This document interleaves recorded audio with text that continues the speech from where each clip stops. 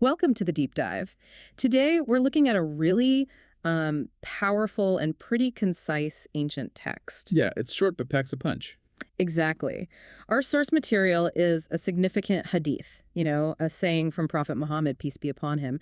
It comes down to us through people like Abdullah ibn Amr ibn Alas. And recorded by major scholars like Imam Bukhari. It's well documented. Right. And our mission today is, well, to unpack its profound definitions, maybe even surprising ones, of what it means to be a Muslim and a migrant, a muhajir. Mm-hmm. Trying to get past maybe some of the modern assumptions and see what the core text says. Insights that feel surprisingly relevant, actually. Definitely. So let's jump right into that first definition.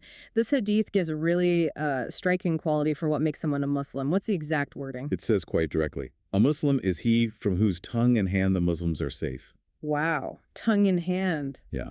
What's fascinating, I think, is how it grounds faith right there in tangible actions, protective actions. Not just belief, then. Not just belief. It's about actively being a source of security for others, not just saying you belong to a group. That tongue-in-hand phrase is incredibly powerful. It's not just like avoiding hitting someone. No, not at all. It's also the words, the subtle damage, right? Yeah. Slander, gossip, even just careless talk. Exactly. Think about how much harm can be done just with words. It puts this huge ethical weight on us. A responsibility for ensuring well-being through how we speak and act. Precisely. This definition really lifts the standard, doesn't it? Beyond just rituals or saying the words, it's asking. Are your interactions verbal, physical, all of it actually making things safer and more peaceful for other people? Yeah, it makes you reflect on your everyday stuff, how you actually behave. That's the real measure. That's the challenge it presents. And it doesn't stop there, does it? The hadith then pivots to redefine migrant, or muhajir. It does, and in an equally unexpected way. How does it change our usual understanding of that term? Right after defining the Muslim, it says, and a muhajir, migrant, is he who abandons what Allah has forbidden. Okay, so that's different. It is. It moves way beyond just the historical idea of, say, physically moving, like the Prophet's migration from Mecca to Medina, which was obviously a huge defining event. Right, that physical journey was foundational. But this hadith is saying that the real migration, or maybe another kind of migration, is internal. That's the core of it, yeah. An internal spiritual journey, a shift inside you. Like changing your own inner landscape, sort of. Exactly.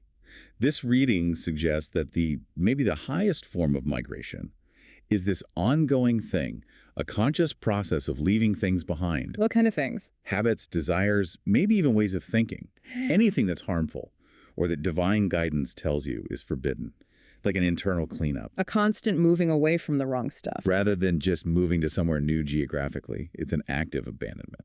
So let's bring this together, this ancient wisdom passed down all these years. What's the takeaway for us now? It seems like a very actionable framework. I think so. Being a Muslim isn't just about what you believe in your heart. It's about actively being that source of safety, peace for everyone. Through your words, your actions, every day. Absolutely. Making sure your tongue and hand are, well, safe for others. And then being a migrant isn't just about packing bags. It's about having the courage to shed your own forbidden zones. Those internal things holding you back. Yeah. Habits, mindsets, the stuff you know you need to leave behind. Which really brings up a question for all of us listening, doesn't it? How do these ideas land with you today? Right. Are you consciously trying to ensure safety with your tongue and hand? And also, maybe more personally, where in your own life could you start an internal migration? What could you consciously abandon? What forbidden thing, maybe just a bad habit, maybe a negative mindset, might you be ready to migrate away from? And how can doing that, plus focusing on your actions, help create more safety and peace for the people around you? Powerful things to think about. Keep diving deep.